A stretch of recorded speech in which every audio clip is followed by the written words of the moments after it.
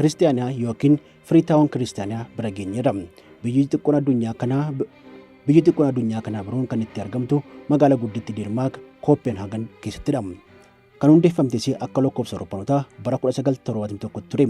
Namoonni 1,000 ta'an kan keessa jiraatan biyyi Freetown kiristaanaan namoota baay'een akka jaallatamtu ni himama. Lafa bal'ina hektaara 7.7 irratti kan argamtu biyyi kun iddoowwan hawwata turistii hedduu hammattee argamti.